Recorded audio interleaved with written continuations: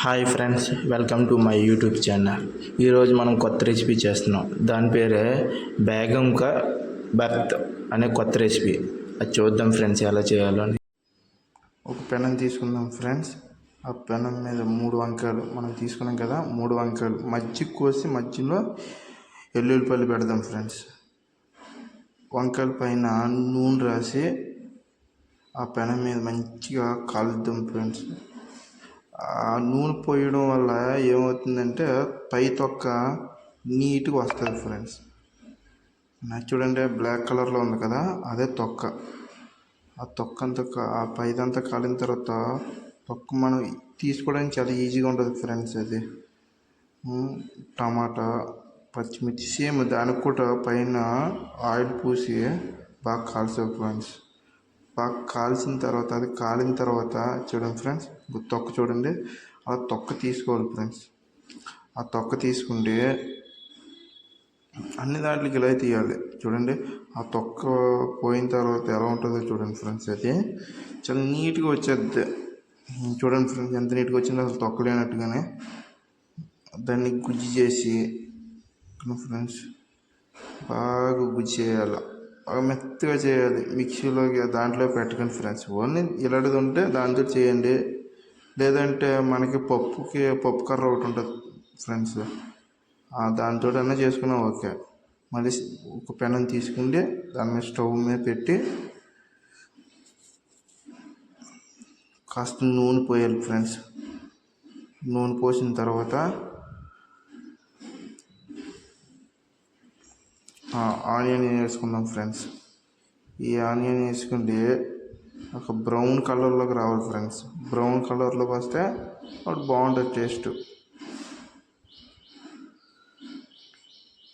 గరిటతోటి కొంచెం అలగల తిప్పాలి ఫ్రెండ్స్. టమాటా ఎక్కువ గుజ్జు ఎక్కువ వస్తుంది ఫ్రెండ్స్, కూర కొంచెం ఎక్కువ అవుతుంది అన్నమాట.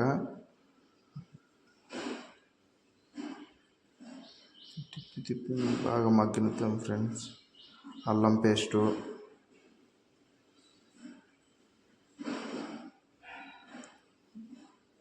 కారం,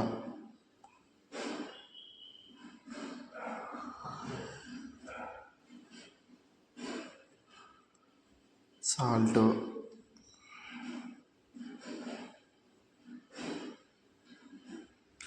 పసుపు,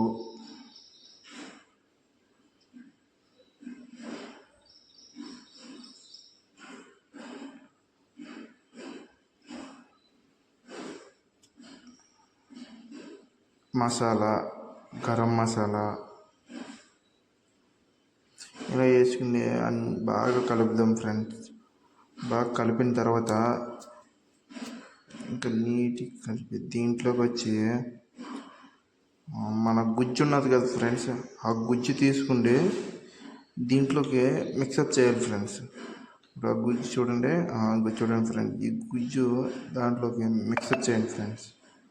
మిక్సప్ చేసి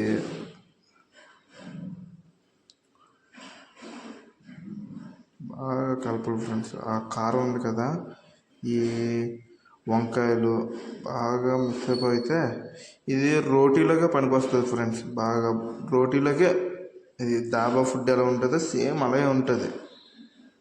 బాగుంటుంది ఫ్రెండ్స్. ఎలా ఉంటున్నా టేస్ట్ మాత్రం భలే ఉంటుంది ఫ్రెండ్స్. ఇది